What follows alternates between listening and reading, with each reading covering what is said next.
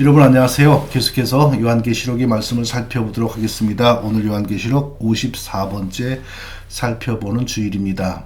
자, 본문은 7장 9절부터 17절입니다. 자, 지난주에 우리가 하나님이 14만 4천 명의 이마에 인을 치셨다라는 내용을 살펴보았습니다. 그런데 그 내용은 그리스도께서 6번째 인을 떼시자 벌어지는 그런 일이라기보다 첫 번째, 두 번째, 세 번째, 네 번째, 다섯 번째, 여섯 번째 계속 인을 떼시죠. 그것과 달리 별도로 하나님이 행하시는, 특별히 자기 백성들을 보호하시기 위하여 행하시는 그런 별도의 일, 일종의 부록과 같은 내용이 삽입되었다라고 볼 수가 있다고 했습니다. 그것이 바로 7장입니다. 근데 8장으로 가면 그리스도께서 다시 인을 떼시는데 마지막 7째 인을 떼시는 내용이 나옵니다. 자, 오늘 계속해서 7장의 일종의 부록과 같은 내용을 계속 나머지 부분을 살펴보겠는데요. 7장에 갑자기 등장하는 부록과 같은 내용은 두 개로 정리할 수 있습니다. 첫째는 하나님께서 이마에 인을 치신다는 그 14만 4천 명에 대한 내용이고, 지난주에 살펴봤고요.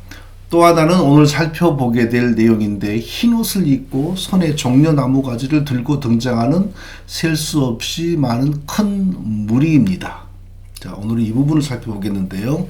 다시 한번 앞에서 살펴본 14만 4천 명에 대한 내용을 요약해 보겠습니다. 이것을 문자적으로 그대로 해석하면 큰 문제가 심각해지고 벌어집니다. 마치 조선시대의 그 노비들의 이마에 그 닭 도장 찍었던 것처럼 하나님이 실제로 사람의 이마에 사람의 눈으로 볼 수 있는 뭔가를 찍는다라고 생각하면 안 됩니다. 그러면 나중에 짐승의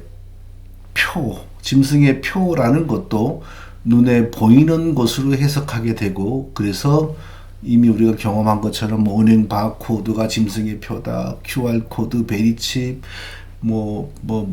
이런 거, 요즘에는 그게 어디까지 갔습니까? 코로나 백신까지 이렇게 연장되었죠. 그런 것이 짐승의 표를 받는 것이다. 그런 것 믿어가지고 백신을 맞지 않는 사람이 바로 옆에 있는 백신 맞은 사람과 함께 코로나에 동시에 걸렸는데 너무 수월하게 일찍 쉽게 그냥 목숨을 잃었다는 얘기를 저는 실제로 아는 사람에 대한 얘기를 들었습니다. 그런 얘기 우리가 조심해야 되겠습니다. 자, 하나님의 인을 맞은 14만 4천 명이 이스라엘 사람들 가운데 구원받는 사람의 수이다라고 해석하는 사람들이 있습니다.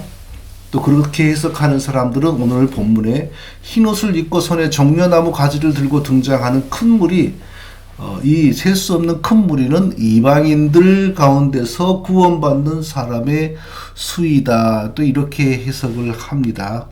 그러나 그것은 맞지 않습니다. 이스라엘, 이방인 이렇게 구분하는 구도는 그리스도의 부활 이후에 성경에서 더 이상 찾을 수가 없기 때문입니다.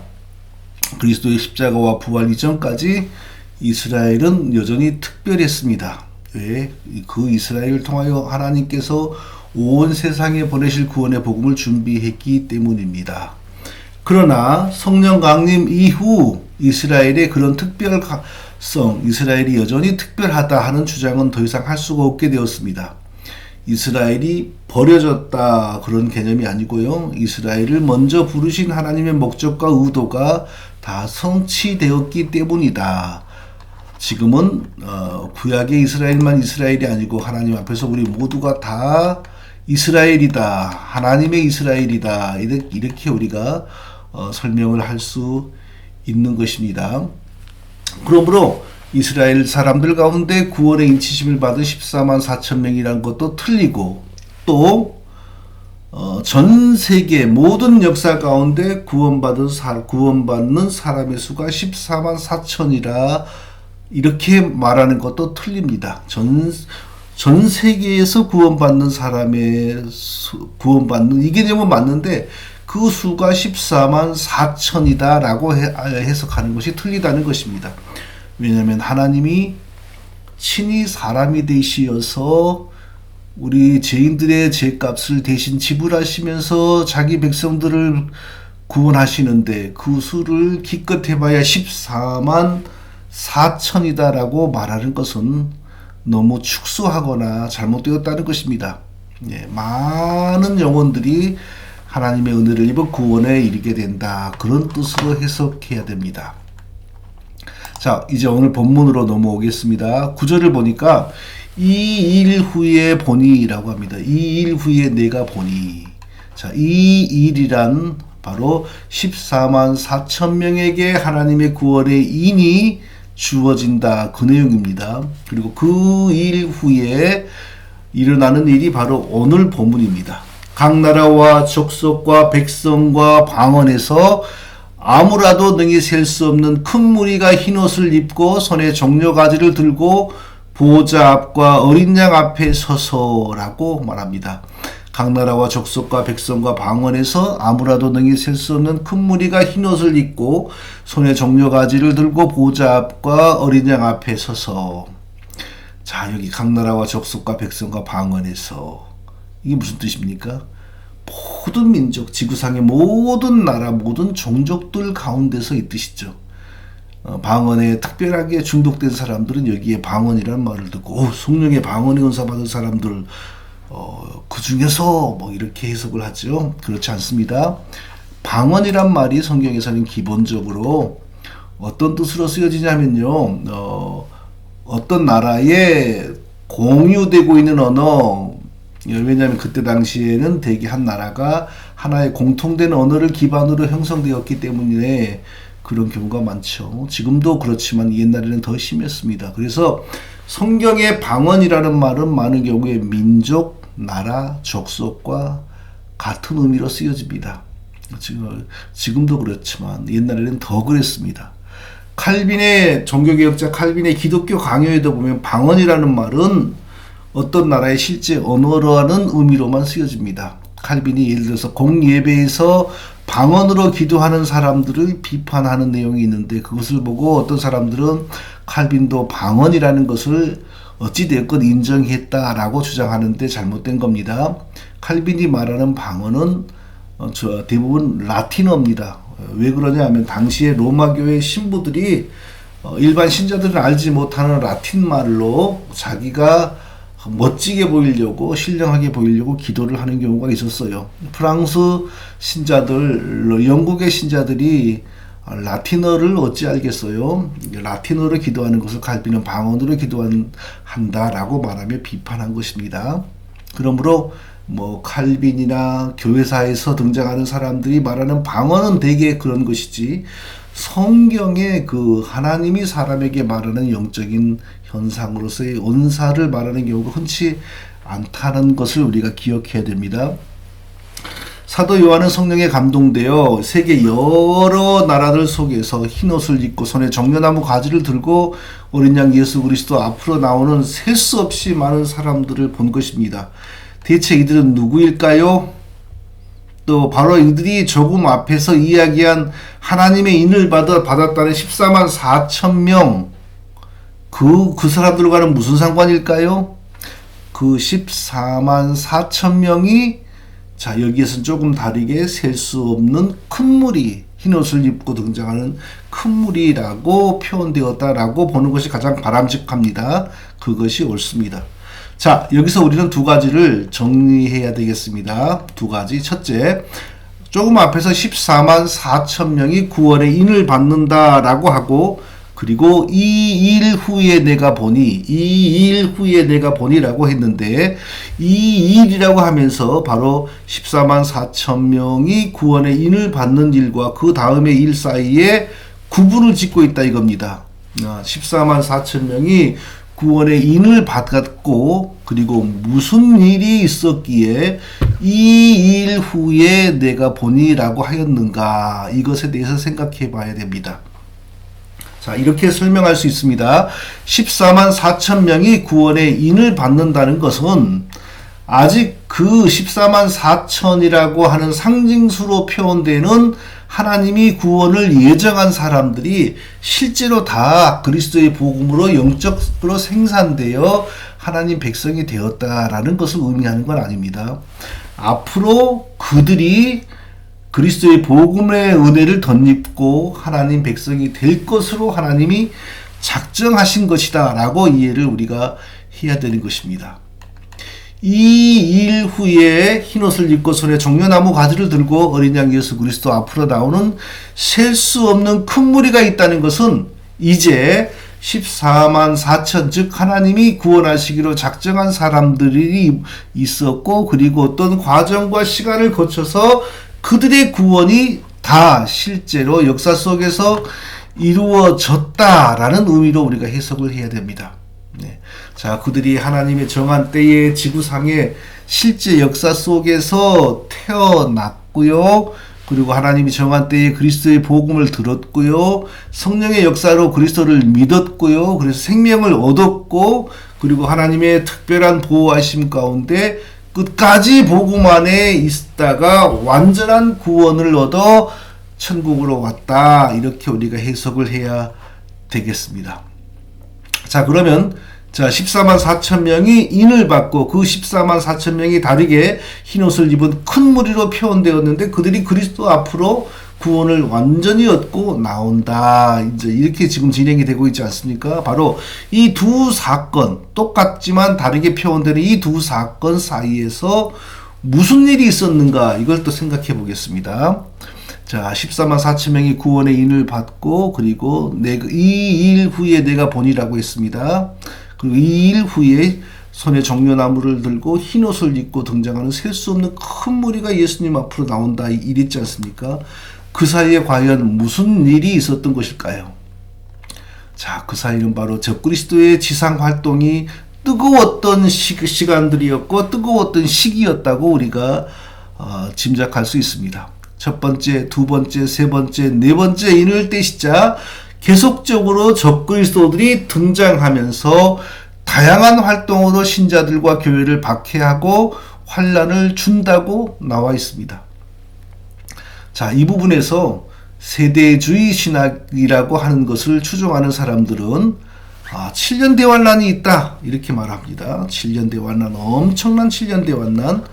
그 7년 대환란이 지나고 천년왕국이 시작될 때 바로 각 나라와 족속과 백성과 방언에서 아무라도 셀 수 없는 큰 무리가 흰옷을 입고 손에 종려나무를 가지를 들고 보호자 앞과 어린 양 앞에 서서 이런 일이 벌어진다라고 말합니다.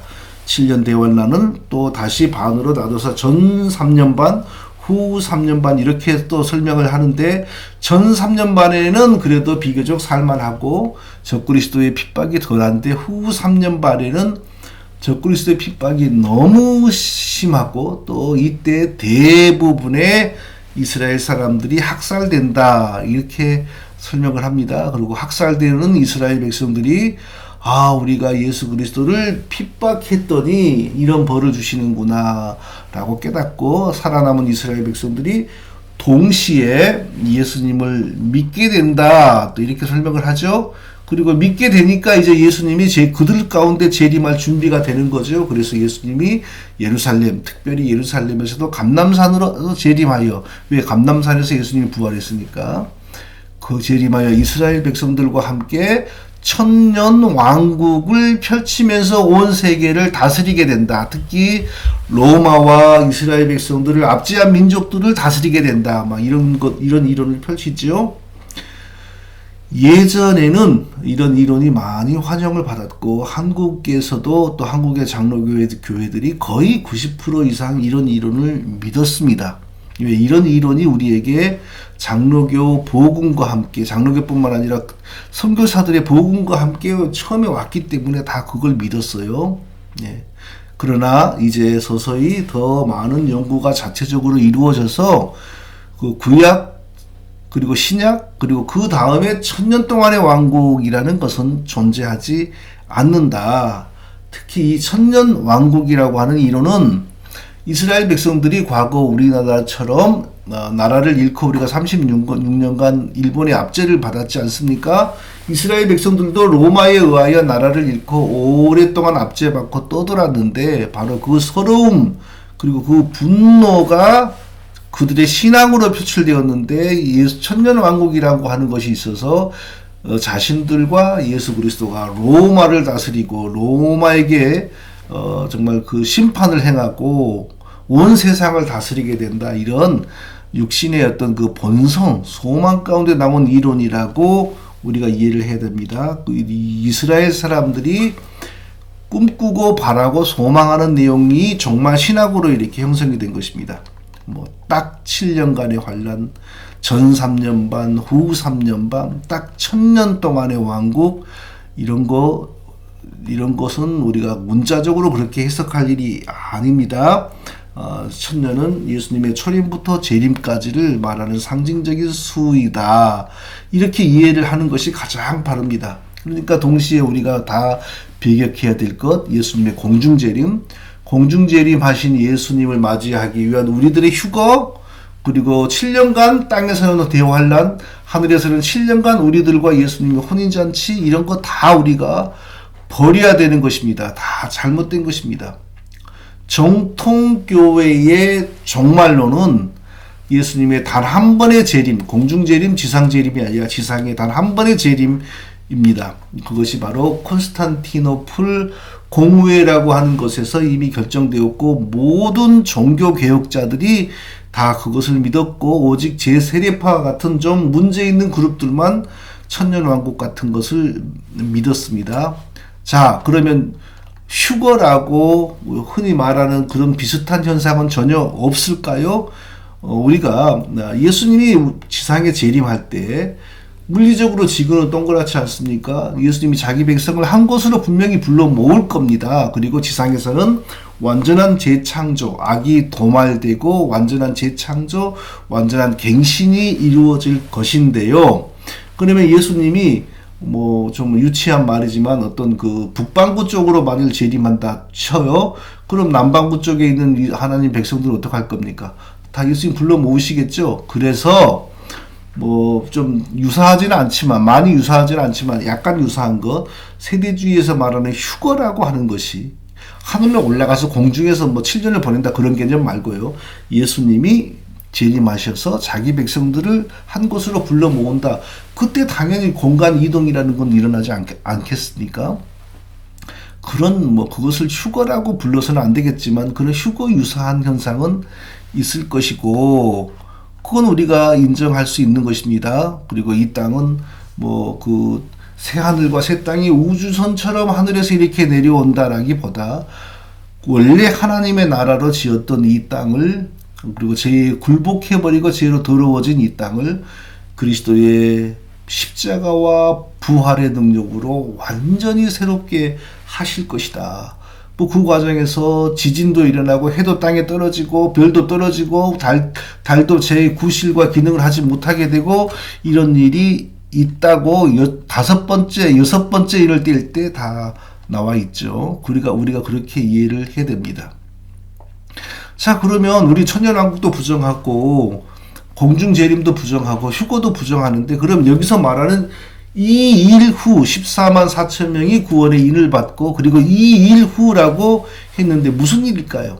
자, 천년왕국 사상을 부정하는 무천년주의 신학도 당연히 인정하는 것이 바로 그리스도의 재림 직전의 대환란입니다. 큰 환란이 있습니다. 물론 이게 100년이다, 200년 동안이다, 이렇게 말을 할 수가 없습니다. 하나님께서 허락하셔서 사탄을 통하여 적그리스도들이 계속 세워지고 등장하는데 그 기간은 길지요. 사도 요한이 90년대에 이미 아이들아 지금은 마지막 때라, 적그리스도가 오리라 한 말을 너희가 들은 것과 같이 지금은 많은 적그리스도가 일어났으니, 이렇게 말했어요. AD 95년경에. 그때부터 적그리스도가 많이 나타났는데 지금 벌써 2000년 정도가 지났지 않습니까? 얼마나 많은 적그리스도들이 나타났겠습니까? 자, 그러나 우리는 아직까지 최종적 최후의 정말 대단한 적그리스도가 등장하는 것을 아직 보지 못했습니다. 바로 그 적그리스도가 나타나야만 그리스도가 재림하여 그리스도의 입의 기운으로 그를 죽인다고 데살로니가 후서 2장에 나옵니다. 누가 아무렇게 하여도 너희가 미혹하지 말라. 먼저 배도하는 일이 있고 저 불법의 사람 곧 멸망의 아들들이 나타나기 전에는 이르지 아니하리니 저는 대적하는 자라. 범사에 일컫는 하나님이나 숭배함을 받는 자 위에 뛰어나 자존하여 하나님 성전에 앉아 자기를 보여 하나님이라 하느니라. 자기를 보여 하나님이라고 하면서 경배를 받는 마지막 최후의 적그리스도가 등장하면 그리스도가 자기 입의 기운으로 그를 죽이고 이 땅에 이제 완전한 하나님 나라를 이루신다, 이렇게 데살로니가 후서에서 사도 바울이 예언했어요. 그러니까 아직 이런 적그리스도로 나오지 않았습니다. 이런 적그리스도가 나타나야 정말 역사의 끝이 왔구나, 우리가 이게 할 수가 있는 것입니다. 바로 그런 일이 있고 나서 이 일 후에 내가 보니 각 나라와 족속과 백성과 방언에서 아무라도 능히 셀 수 없는 큰 무리가 흰옷을 입고 손에 종려가지를 들고 보좌 앞과 어리장 앞에 서서 이런 일이 벌어질 것으로 이해를 해야 되는 것입니다. 자, 이제 아주 중요한 것 한 가지를 우리가 정리하고 마치도록 하겠습니다. 그것은 대체 누가 무슨 재주와 무슨 힘으로 이 많은 사람, 14만 4천이라고 처음에 상징적인 수로 등장했고, 그리고 그 조금 후에는 흰옷을 입은 셀 수 없는 큰 물이라고 또 등장하는데, 대체 누가 무슨 힘과 무슨 능력으로 이 많은 사람을 구원하여 하나님 나라에 들어오게 하는가? 여기에 대해서 우리가 생각해 보겠습니다. 자, 대답은 오직 다른 것이 없죠. 하나이죠. 하나님의 은혜와 능력뿐이라는 것입니다. 다른 것으로는 우리가 여기에 대한 답을 내릴 수가 없습니다. 자, 보니까 24장로 중에 한 사람이 그 흰옷을 입은 큰 무리를 이렇게 설명을 했어요. 이는 큰 환란에서 나오는 자들인데 어린 양의 피에 그 옷을 씻어 그 옷을 희게 하였느니라. 그 옷을 희게 하였느니라. 이 큰 환란에서 나오는 자들이다. 그러니까 이것을 가지고 세대주의에서는 7년 대환란이다 그러고, 우리 무천년주의에서는 예수님이 예언하신 그 재림 직전의 큰 환란, 바로 그것이다.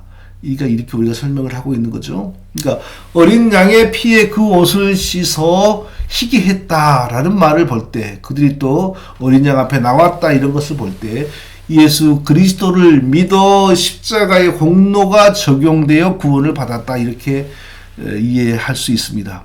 그러면 그들은 살아서 예수님의 재림을 맞이할까요? 죽어서, 또는 자연적으로 죽어서, 또는 순교하여서 천국으로 나오게 되는 걸까요? 보면은 꼭 살아서 그리스도의 재림을 맞이하는 것처럼 보이지는 않습니다. 순교하거나 자연사하거나, 그래서 천국으로, 영원히 천국으로 나오는 것처럼 보입니다. 하나님께서 셀 수 없는 많은 사람을 상징하는 14만 4천 명에게 미리 구원의 인치심을 베풀었습니다. 그들은 이후 지상의 그 수많은 적그리스도들의 활동과 배교와 많은 핍박과 환난을 당하면서도 그 와중에서도 그리스도의 복음을 믿어 구원을 받았습니다. 끝까지 믿음 안에 머물렀습니다. 어떤 사람은 늙어서 죽었고, 어떤 사람은 핍박으로 순교되었습니다. 그 많은 사람들이 구원받고 하나님 앞으로 나오는 것입니다. 그 수가 셀 수 없는 큰 물이라고 했습니다. 대체 누가 무슨 능력으로 이 많은 사람들을 구원해내는가? 대체 어떻게 이 사람들은 구원을 받는가? 여기에 대해서 우리가 분명하게 정리해야 됩니다. 자, 우리는 하나님의 창조 목적과 구원 계획이, 하나님의 창조 목적과 하나님의 구원 계획이 반드시 이루어진다라는 사실을 우리가 여기서 볼 수 있습니다. 어떻게? 하나님의 절대적 주권 속에서 이루어진다. 사탄이나 우주나 별들이나 땅이나 그 누구도 하나님의 창조 목적, 하나님의 구원 창조 계획을 절대 대적하거나 회방하지 못한다라는 사실을 우리가 여기서 알 수 있는 것입니다. 왜냐하면 이 많은 사람들이 그 많은 적그리스도의 환난과 핍박 속에서도 그리스도를 믿어 영원히 구원받고 하나님 앞으로 나오기 때문인 것입니다.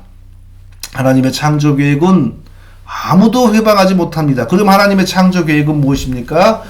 하나님께서 자기를 경배하는 자기의 백성을 가지는 것입니다. 이것이 바로 하나님의 창조 목적입니다. 자, 이유 없이 우주가 이 세상이 존재하지 않습니다. 자, 세상의 과학은 뭐 제일 먼저 아메바라고 하는 지극히 단순한 어떤 세포가 있었는데 그것에게 어떤 온도와 습도가 맞추어지자 거기서 분화가 이루어지고 조금 더 고차원적인 생명체가 진화되었고 또 그것 중에 어떤 것이 바다로 기어 들어가서 뭐 물고기가 되고 물고기 중에서 발과 뭐 지느러미가 생기고 그리고 또 물고기 중에서 땅에 나와 사는 놈이 생기고 거기서 원숭이가 그래서 사람이 이렇게 설명을 하지요. 네, 그렇게 진화되었다고 하죠. 아닙니다. 하나님께서는 자기를 창조하는 자기 백성을 가지기 위해 지금 이 모습으로 우리의 이 모습으로 자기의 백성을 창조하셨습니다. 그리고 사람의 몸을 지으셔서 또 그리고 영혼도 창조하셔서 둘이 합쳐서 연합되게 하셨고 그리고 생명 활동이 유지되고 시작되도록 입으로 생기를 불어넣으셨습니다. 모든 지혜와 능력을 그 사람에게 주시어 하나님을 자유로이 스스로 섬기게 했습니다. 결코 로버트나 앵무새처럼 하나님을 섬기게 한 것이 아니었습니다. 자, 그런데 어떤 사람들은 이렇게 의문을 제기합니다. 첫사람 아담이 결국은 죄짓고 죽었지 않습니까? 근데 그게 어떻게 영생을 가졌다고 할 수 있습니까? 아담은 죄짓고 죽었으므로 영생을 주신 것이 아니었습니다. 이렇게 주장하는 사람이 엄청 많습니다. 그것은요, 참 이상한 생각입니다. 생각도 정상적인 생각이 있는가 하면 이상한 생각이 있습니다. 아담이 죄를 짓고 벌받아 죽었기 때문에 영생을 가졌던 것이 아니다라는 것은 정상적인 생각이 아니고 이상한 생각입니다. 자, 아담에게 죄를 지을 능력이 주어졌다는 것은 하나님이 아담을 완전하고 독립된 인격으로 지으셔서 그 인격에 기초하여 강요가 아닌 겁박이 아닌 스스로의 의지로 하나님을 즐거이 섬기고 하나님께 충성하라고 하신 것입니다. 그게 바로 하나님은 아담을 완전히 지었다. 영생 안에서 완전히 지었다라는 증거지요. 아담이 스스로 생각하고 스스로 결정하고 생각하고 결정한 것을 위해 스스로 행동할 수 있게 하셨어요. 완전한 인격체로 아담을 창조하신 것입니다. 마지못해서 한 가지 행동, 하나님께 기쁨이 되는 행동만 하도록 프로그래밍 된 것이 아니었어요. 그러면 완전하게 창조한 것이 아니죠. 아담이 창조주 하나님을 배신하고 스스로 하나님처럼 되려고 했다는 그 자체가 하나님이 아담을 완전하게 인격적인 존재로 창조했다라는 증거입니다. 그런데 아담을 어떻게 했습니까? 그 하나님 주시는 완전함을 가지고 하나님을 즐거이 섬기는 데 사용한 것이 아니고 하나님과 같아지고 피조물의 위치에서 벗어나려고 하는 반역을 위해서 사용했습니다. 아담이 선악과를 범하는 순간 생명나무 언약이 파기되었습니다. 생명나무는 무슨 나무인가요? 아담이 피조물로서 하나님을 섬기면 영원히 하나님이 주신 처음의 생명이 유지된다는 것을 상징하는, 담보하는, 보장하는 하나님의 언약의 상징이었습니다. 그러니까 아담이 범죄하고 죽게 되었을 때 하나님께서 아담이 생명나무에 나오지 못하도록 막으셨죠. 그 손을 들어 생명나무 실과도 따먹고 영생할까 하노라 하시면서 막았습니다. 생명나무로 못 나오게 막았습니다. 그런데 많은 사람들이 이것을 오해하여 아담이 그 생명나무에게 다가가서 따먹으면 아니면 가지를 꺾어서 고아 먹으면 뿌리를 캐서 삶아 먹으면 영생을 하게 되는 것이니 하나님이 막은 것 아니냐라고 이렇게 주장을 합니다. 절대로 선악과 속에 아담을 죽게 하는 화학적 성분이 있는 것 아니고 그런 식으로 해석하면 기독교를 모르는 겁니다. 또 생명나무 속에 아담에게 생명이 지속되게 하는 성분이 있는 것 아닙니다. 그렇게 해석하면 안 됩니다. 선악과를 범한다는 것은 피조물로서 아담이 하나님과의 창조주와의 관계를 파괴한다라는 의미입니다. 그럼 생명나무는 무슨 의미일까요? 생명나무 속에 영생하게 만드는 어떤 성분이 있는 것이 아니고 처음에 피조물로 지어진 아담이 창조의 목적대로 하나님을 계속 섬기면 처음에 주신 생명이 지금까지 영원히 항상 있을 것이다 라는 사실을 보장하는 것이 바로 생명나무였던 것입니다. 마치 오늘날 우리가 먹고 마시는 성찬식과 같은 거죠. 성찬식 그 자체가 우리에게 영생을 주는 것이 아니고 이미 그리스도를 믿을 때에 우리에게 보장된 영원한 생명을 다시 재확인하는 차원에서 떡과 포도주 성찬식을 하는 것이죠. 예.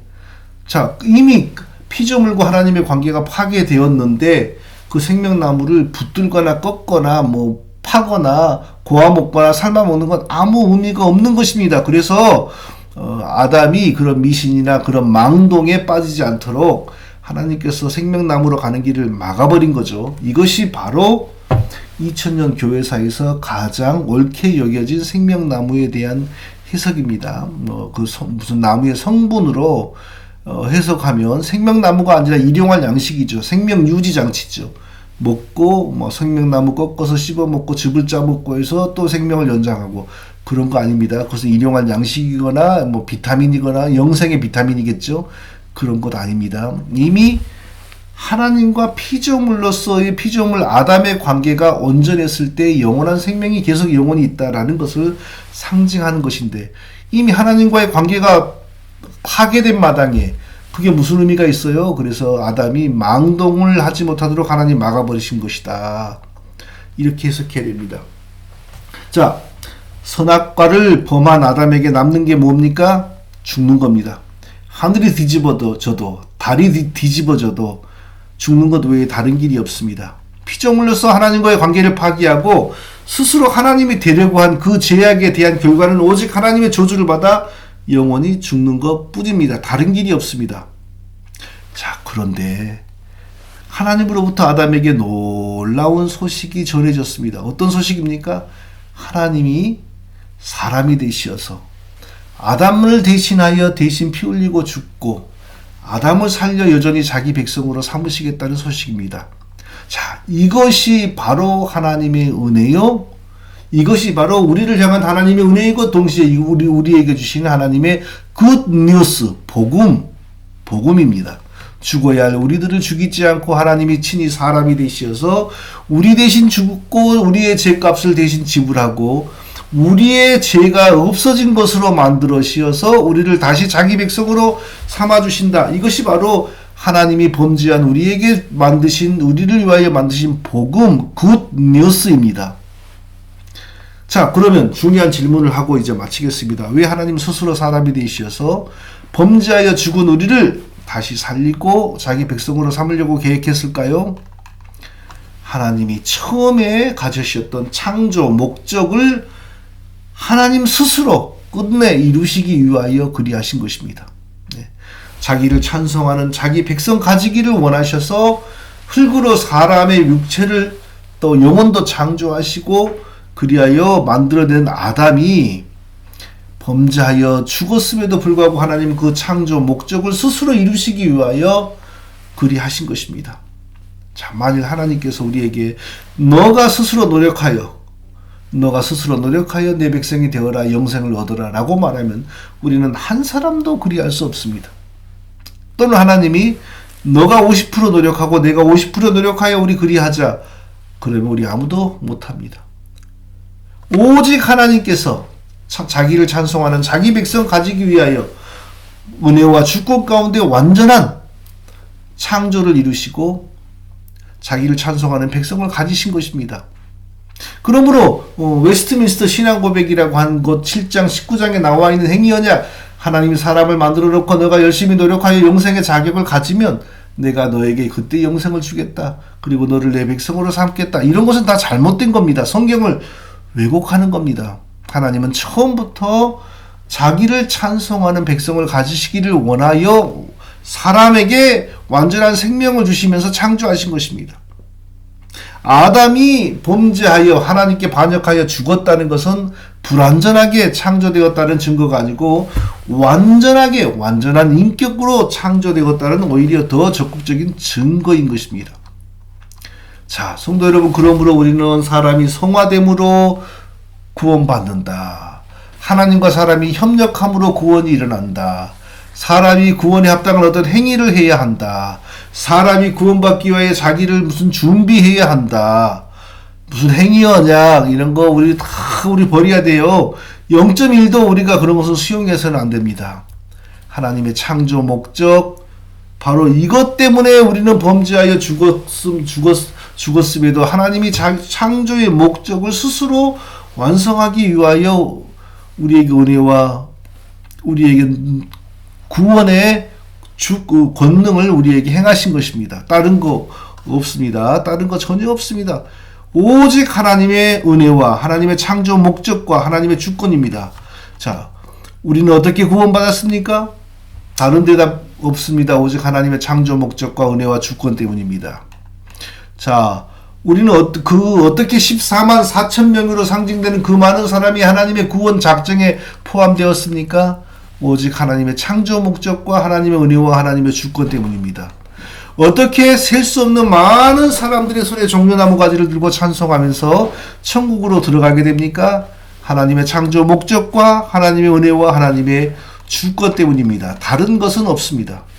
그래서 오늘 본문에 보니까 이렇게 찬송합니다. 구원하심이 보좌에 앉으신 우리 하나님과 어린 양에게 있도다. 7절 찬송과 영광과 지혜와 감사와 존귀와 능력과 힘이 우리 하나님께 세세토록 있을지어다. 12절 구원에 관하여 14만 4천 명이 구원의 인을 받고 그리고 어떤 시련과 환난이 지나고 난 다음에 그 많은 사람들이 다 어린 양 예수 그리스도를 찬송하며 천국으로 나오게 되는데 그와 같은 일은 사람의 노력이 아니요 이 지구상의 국가의 어떤 제도의 힘이 아니요 어떤 운명도 아니요 오직 하나님이 자기 백성을 자기를 찬송하는 자기 백성을 가지기 위하여 행하신 창조의 목적을 스스로 이루어내시고 모든 그 일을 하나님의 은혜와 주권 가운데 하나님이 스스로 행하시기 때문에 벌어지는 것이다. 나타나는 것이다. 자, 이것을 우리가 다 깨달아 알고 영원히 우리 자신의 구원에 관하여 하나님께 찬송과 영광을 돌리는 우리 모두가 다 되시기를 예수님의 이름으로 축원드립니다. 거룩하신 아버지 하나님, 오늘도 우리에게 예배하는 귀하고 복된 시간을 주셔서 하나님을 찬송하게 하시고 어린 양 예수 그리스도 앞에 나오게 해주셨으니 감사합니다. 구원에 관하여 우리의 힘과 노력은 0.1도 없고 오직 하나님의 창조의 목적을 스스로 이루시는 하나님의 은혜와 주권이 전부인 것을 깨달아 알고 감사의 고백을 드립니다. 우리가 영원히 하나님만 찬송하는 우리 모두가 다 되게 하여 주옵소서. 예수님의 이름으로 기도합니다. 아멘.